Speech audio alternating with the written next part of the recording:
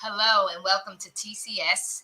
Take center stage and own it. This is a personal, professional, and business development platform. We're so excited to be here today. My name is Marisa Bludart and I am your host. We're focused today on DEI, diversity, equity, and inclusion, and what matters most. Taking center stage and owning it with me is Dr. Madeline Lewis, our key topic speaker today, Jacqueline,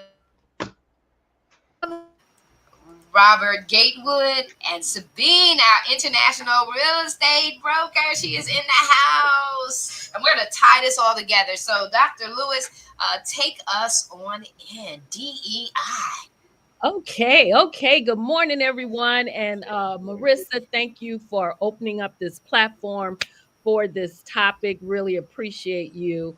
DEI is we all know, has been a subject. And when I say DEI, I'm talking about diversity, equity, and inclusion, has been in the headlines for several months now, and it's just the topic is just getting hotter and hotter, and the the concern around it is just overwhelming. People are really some are upset, some are confused. They don't know what to do. They don't know where to turn, trying to figure this thing out. So just want to talk a little bit about it today and kind of get everybody's input on in the direction that you all are going and what your thoughts are on it. But just to give a little bit about diversity, equity, and inclusion, as I said, it's a hot topic right now, and it's really one of those things that it's an initiative, and it's not just buzzwords, and that's why when I say people are concerned about it, they're confused about it, but it represents um, essential strategies that can create a fair workplace and improve overall business performance.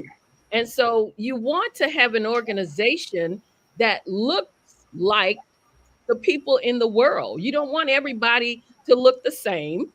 And you want to be a yes, you want to have the premise is to have fair and equality, when you're hiring, the hiring practices and different things like that. And you want to embrace the uniqueness of every individual. So you want to make sure that there's equal opportunities for everybody, and you want to foster an inclusive environment. And that is what I think people are afraid that organizations will get away from, because now we're hearing about all these organizations that's pulling out of those initiatives. So just like I said, want to start the topic off and just talk about what it means to have DEI in your organizations, and why it matters. That's why I think we're kind of here today. If anybody want to jump in, Jacqueline, I could just see it all over your face. You're just bursting to tell us what your thoughts are. So, you know, jump right in and just tell me what your thoughts are on this, and how do you feel about it? Okay. Thank you so much. Appreciate being here. Thank you, Marisa, TCS Consulting.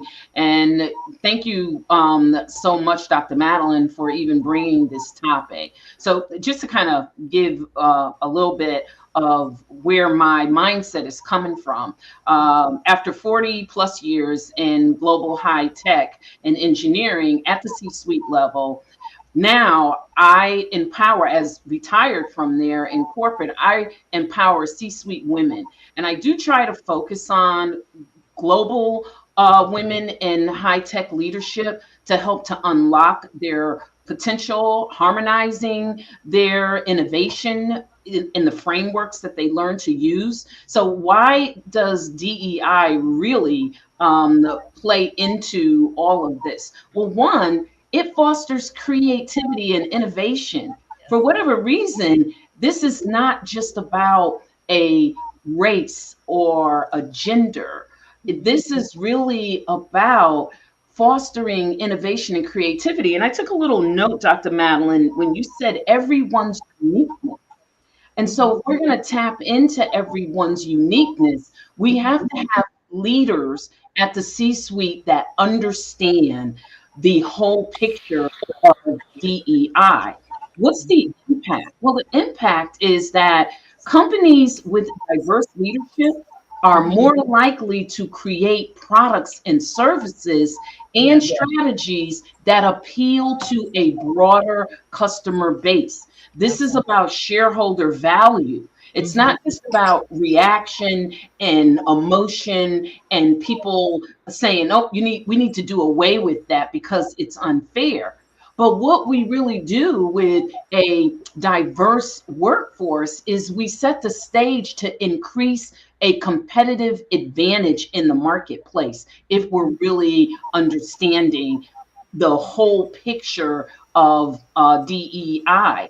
And there's quite a few studies out there. Right now in 2025, there was a study by Corn Ferry, I believe, and I know the Global Black Forum did the same study, but they kind of came out with the same, I'm going to say, thoughts and results that they found that the companies that they looked at, those companies that actively engaged in DEI from a holistic perspective, they Right. had a greater innovation advantage and they had more successful execution of their ideas that went to market. Absolutely. So this really suggests that technology could be somewhat hampered if we are not going to look at the diversity. And I'm just talking about one sector of the business world, but it affects others areas as well. But of course, my background is technology, and I really see an impact, as do some of the other experts. That was actually published in Market Watch in January, I believe. And so Absolutely. that all goes right back to POS and what I talked about backstage before we got here. And it's Yes. on every level. POS is every level. And ultimately, your shareholders, that's always overlooked, is your Mhm. work capital, your human capital, your people. They're shareholders too, because they're looking at the performance. They're looking at, when I go to work, do I have to worry about the company for me or is the company against me? And that's what DEI really dealt with. It gave people an unconscious sense of security. Because when an individual feels secure and safe, you can unlock and unleash their unlimited potential. And that is not a cliche, that is the God's honest truth. If Absolutely. I am not worried about my job and I Mhm. feel good about what I work for, I'm going to Mhm. show up and I'm going to show out because I Absolutely. love my company and Mhm. I want to represent them well. So I'm going to increase, not decrease, my performance. So Absolutely. this is no game. It is truth. It goes back to EI, emotional intelligence. It just encapsulates it all. So my background is psychology. Oh, industrial organizational psychology. I have a heart for the people and how they feel, and then how they perform and how they feel fulfilled.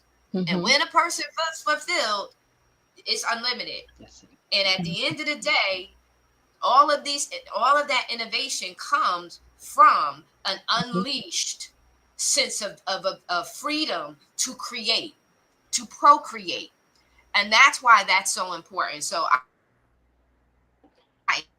I'll digress, Dr. Lewis, because you in charge And here. and then I want Robert to tell us his thoughts too. But I just want to say also, based on what you were saying, and also you too, Jackie, it starts with leadership too in an organization. The leaders have to make sure, like you said, you don't want to feel unsafe or worry about your job, and it's the leaders of the organization's responsibility to make sure that they play a critical role in all of this. They set the tone for the inclusivity. I think I'm pronouncing You that had it right. right. Because they're the ones that can drive the change of an organization. So if they don't, come on board with it, if they're not for it, then it's not going to happen. And as you pointed out, also, Jackie, they if the organizations, if they have this in place, then it's a formula for success for their organizations. It really is. So I mean, And leaders set the culture and the climate absolutely, on every absolutely. level. So at Hmm. whatever is associated or linked to that leadership and Hmm. that leadership role and position, they set a culture, right, and a mindset within the organization. So each leader is cultivating a different culture and Hmm. mindset. Hmm. And sometimes from top leadership all the way down. So that there's an importance of there being a consistency in understanding and interpreting the mission, the vision, the CSR, the corporate Hmm. social responsibility of the organization, all of Yes. that. But I'm going to be quiet because I was thinking the same thing. I know, Robert, right? it And is. I know we could go on and on about it, but I want to hear from Sabina, and I also want to hear from you, Robert. What do you all think about this? Tell us what your thoughts are on it. Can Yeah, uh, come off mute. yeah, Shall I go first? Robert Sabina, is on mute. You got to come off mute, Robert. yeah, you're on mute. What about now? There you go. All right. Well, thanks again, Dr. Madeline and Marissa and other panelists, Jackie and Sabine. I kind of approach this from my own background. I have a background in PR and a Hmm. background in political science, and so I look at this malignment of DEI. It Hmm. has been maligned to the point where it's actually a slur. Yeah. They use the word DEI like it's a bad word, and they said DEI hire. This must be a DEI person. What that indicates to me is that we're losing the PR battle, because I think part of this leadership and part of this pushback, we have to also inject the fact we have to actually make sure we define what DEI actually is. And so it's hard to make your case. It's hard to advance something when You don't like. majority of the population sees it as a slur or something that to be discarded, something to be denigrated. So, and plus, from a political standpoint, I think unfortunately the American workers, corporations, and businesses in general have become pawns in a much larger game. Unfortunately, this DEI is part of something that's bigger and much more sinister than the average person has digested. First, we saw it was against the CRT. Then we saw it against the woke movement. Now the DEI. It's just all part of a bigger picture of trying to roll back the gains of marginalized people. So when I look at it, I can't just take it in a vacuum and say this is just about DEI, Right. because we know that DEI, there's nothing wrong with DEI. DEI is just about broadening the talent pool. It's making Exactly. sure that everybody has the same opportunity. That's Opportunity. DEI in a nutshell. What could be wrong or bad about that? I'm going to tell you, if DEI was exactly the way it's been characterized, I'd be against it too.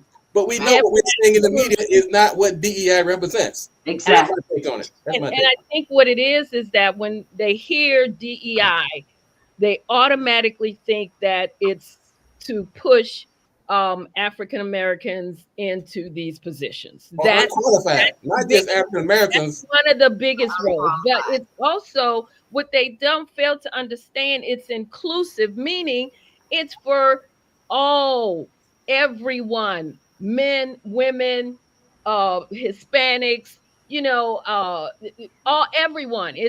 And one of the things that I was listening to this lady the other day, and believe she was a white female, and she was outraged because she said that they don't understand when they talk about getting rid of DEI. She said that you're it's white women are going to suffer too, because before, back in the day, white women could only hold the roles of secretaries. They could not be in these, running an organization, a 500, company, a Fortune 500 company. She said, so, hey, think about what you're doing. It's not just about one group of people that you're trying to get this out of the way so that they won't progress. It's about everybody. And that's where the inclusion comes in. I think Exactly. they forget that part. Yeah, Yeah. I'll yeah, just add one and more also thing. the protection. So Robert, I would say this really quick. You said it's a part of disenfranchised people, population of people. So the Mhm, same thing about the Me Too movement. So mhm, you're getting rid of all of your positioning, even in that. And I just wanted to stick that out when you talk about the Caucasian women and mhm. how they came up under the civil rights movement and got their position in so that they could. This also goes back to protecting that money that's associated with the liabilities. And so I just wanted to put that out. Robert, I'm going to I digress. would just add one more point, and that we have to keep driving this point that DEI is not about pushing forward unqualified people. Right. And that Exactly. has been where we once again we almost losing the PR battle, Right. because most DEI programs have a merit based platform in it. Mhm. They ensure that the most qualified people are put forward, and that's the part that's never discussed. As a matter of fact, it's as if it doesn't exist. But that goes back to that this dumbing down of America, making sure you put out these talking points. Everything is politicized and polarized, and DEI is just the latest casualty in this particular effort. Absolutely. Sabina, what are your thoughts on it? Tell us how you feel Me, it about looks like she's taking a lot of notes. I am actually speechless. I mean, I'm not in the US, I'm in the Dominican Republic, it. Hmm. but I have worked many, many years of my life in Germany as an employee in the banking industry. And I don't know why it is still a point if you are Black, if you're a woman, if you're Hispanic, if whatever you are, why does it matter? As we said, that qualification is what counts, and the way you are, the way you treat people. I don't get it. Why do we have this racism stuff in whatever wherever we are? We have that. It's Yeah. We are in the year 2024. We should do better. And of Yeah. course, it's very important to protect people that why ever they need to be protected, and Absolutely. to show what they can do, and to get into the positions they deserve, no matter if they're a woman or Black or whatever. I just And I don't that's have what the words and for that's that. what Robert was saying. It's I, you're looking at the Right, most qualified. You're not just right. putting and I'm just gonna put it out there, a straight white man in that position just because he is. And the Exactly. unfortunate part about that is that 41 of the 50 states have either outlawed or introduced legislation to roll back DEI.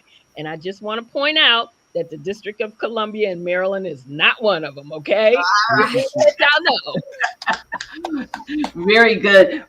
Just if I can interject, I love what Robert said. There's such a misunderstanding and the level of, I'm going to say, the lack of knowledge Mhm. behind DEI and the benefits of it. So, real Exactly. life story, I had some open positions and I never said a word to recruiting. I never told them we need this, we need that. That's their job. They're just supposed to filter resumes and get qualified people to me. And one of the HR individuals, and this may shock you, but she said, you're probably thinking why I don't have any minorities in there and very few females. I said, no, that didn't cross my mind. I need to get this role filled. She Mhm. said, well, the problem is that we can't find any qualified minorities for these jobs. And I asked her, where are you looking? Looking. She said, Right. well, we're looking at MIT, we're looking at, and she cited some of the colleges that you're not going to find that level of diversity. And Right. so I asked her, I said, well, did you think about Howard? They have an excellent, Howard University, they have an excellent engineering. And you have companies such as Corning and Raytheon, and those companies literally will recruit from there. And so Mhm. there's this closed mindedness that, oh, I'm going to tell you in the beginning, I can't go find those type of people. One, I didn't tell you to go find anyone other than a qualified individual. But the fact that you had a mindset like that, Mhm. and you're not even looking, your recruiting isn't even diverse. You're Right. complaining about something that you don't understand, Right. and then you're not even diverse in where you look to recruit from. So, Robert, to your point, I think education here is key. And to anyone that is not of the real understanding of what we're talking about here. Absolutely. Yeah. Absolutely. Yes, yeah.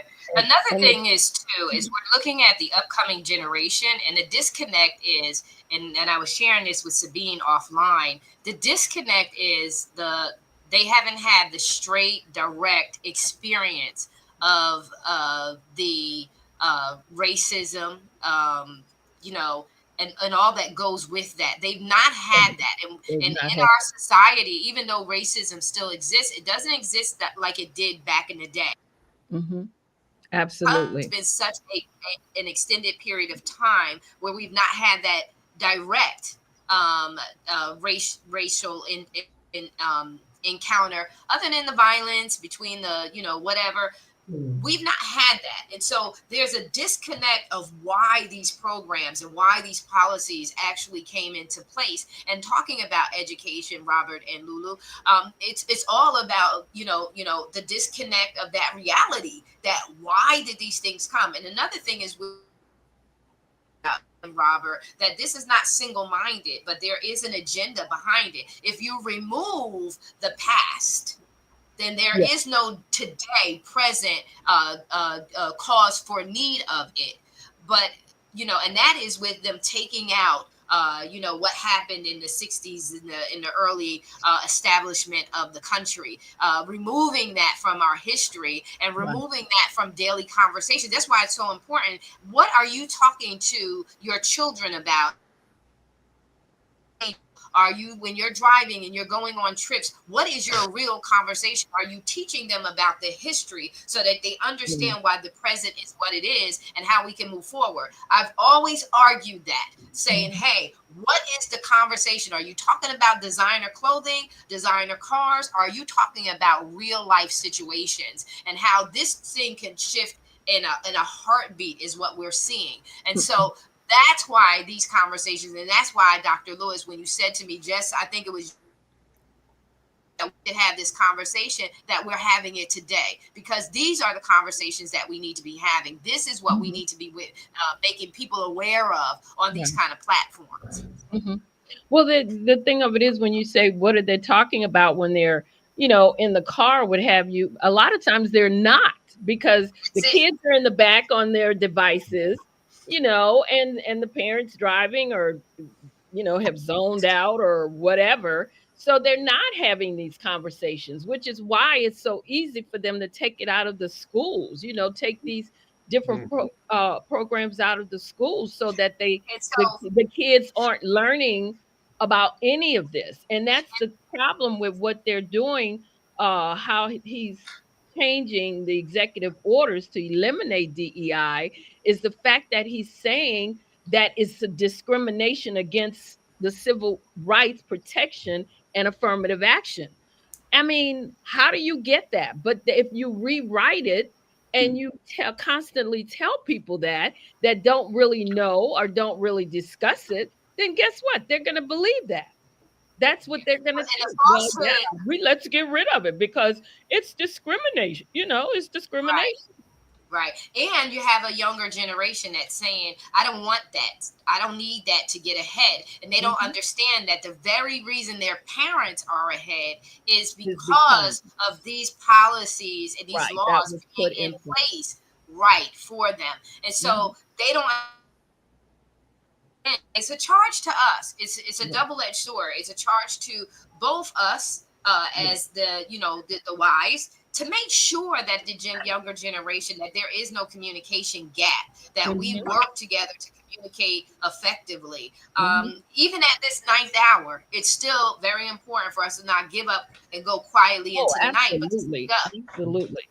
Yeah. Absolutely. We can, because for one thing, I think, and what, I am now telling the clients that I work with is that you really have to, be aware now, even more so, of what's going on. You have to understand what's going on. You have to make sure that you stay up on what's going on. You have to expand what you're doing, because they're also getting concerned about their businesses, because if you are someone who those were your programs that have now been canceled, if you had a contract, say, with the federal government, all of that's been canceled. And so you now have to figure out what you're going to do to pretty much stay alive, so to speak, if you don't have another way to pivot. And so you have to you have to again be expand, know your capabilities, look at something else maybe that you might can put forward and continue to do. But you can't let this stop you, but you definitely have to stay on top of what's going on so that you can know and understand it. And again, like I said, be able to continue with your business, but also know that it's here, and right now we're gonna have to deal with it. We're gonna have to deal with it. And the beautiful thing is, thank God for the way that we elect our presidents, is that we only have to go through this for the 4 years, and then so what we need to happen, what needs to happen is you need to have a strategy and a plan. Be Strategy, intentional. absolutely. Don't give Mhm. up, cave in, and quit. It's not time to be Exactly. get down to the nitty gritty and say, how do I shift my program so that they're Yes. leadership development programs, Mhm. so that they're Mhm. people development programs. So don't give up. Don't get all. You ain't got no time to be crying. You got to encourage yourself, and you got to evaluate, just like you said, your offerings, your services, and rename those things and do some tweaking and adjustment. Because let me tell you Absolutely. something. No matter what, communication, influence, leadership roles are to inspire, to empower, Mhm. to give vision, strategy, Yes. and to motivate, and lift up. And so Mhm. you can pivot your programs. Just Right. pivot your programs to focus on people Absolutely. development. You Because know, like Hmm. you said about pivoting your program, sometimes you may focus on one thing, but there are a couple of other things that Oh you my God, have there's so much. within your skills that you can pull out and you can still use to increase your authority in a certain area. And that's now what they have to do. And that's what I've been telling those that are now concerned, because had one individual who was had a contract to go for to provide DEI training, and got a call the day before to tell her it was canceled. wow. Yeah, it's canceled. So she's like, "Oh my goodness, what am I going to do?" Well, here's what you now have to start doing. Yeah. Oh, you got to You be know, ready. we we talked a little bit about the misconception of DEI, and there's a really important subject that ties together, and that is the integration of AI, artificial Mhm. intelligence, and the Mhm. technologies in DEI. Well, Mhm. how do they relate? Well, as companies integrate AI into their operations, there's going to be a growing need for ethical AI deployment that Mhm. accounts for diversity, fairness, and inclusion. So, Yeah. AI technologies, if not carefully designed, can Yes. perpetuate existing biases in hiring, Absolutely. promotions, decision making, Mhm. disproportionately Mhm. impacting marginalized groups. So, DEI teams actually have to still continue to say, okay, AI solutions that we are building, and we've got all this diverse data sets. Mhm. Okay, how are we going to make sure that we don't further disadvantage or underrepresent employees in groups. Right. Last but not least, why does Yeah, it you're matter? absolutely Because companies that fail to address bias in AI can actually face reputal damage, regulatory scrutiny, internal pushback from employees, Hmm. customers, Hmm. and there's going to be a demand for ethical right. technology Okay. practices. All that's DEI, and people better wake up and realize that there's more to this than, oh, that person is a DEI hire and they took my job. I Hmm. relish in that I'm definitely not a DEI hire because there was no DEI when I started back in the late 70s. Yeah. So I am every position I got. It's just a fact. I worked harder, proved myself more. You know, Hmm. I had to do more. Good was not never good enough. I had to be great and I had to be phenomenal. So to Exactly. Lisa's point, a lot of what has been the benefit in the later years, I didn't experience those benefits. It was literally my ability, my skills that Right. took me to a C-suite level. And even then, you got to hold on to it. You Yeah. know, it's just not. Exactly. So these things that people are thinking about moving away from, they've got so many bigger impacts. And I loved what everyone said. Robert, I love what you said about just the geopolitical piece of this that Right. people are really not looking at. Yeah. Yes. Well, I look at when you think about the why people are against DEI, you have to take a look at what DEI actually does. Hmm. And when it addresses things like implicit bias, things like correcting historical inequities, things that and there's research that has shown that the people who have been the benefactors of DEI perform on par with other people. There has been no less qualification. There's nothing to prove that people who have benefit from DEI are less qualified. Those Hmm. are talking points. Those have political objectives.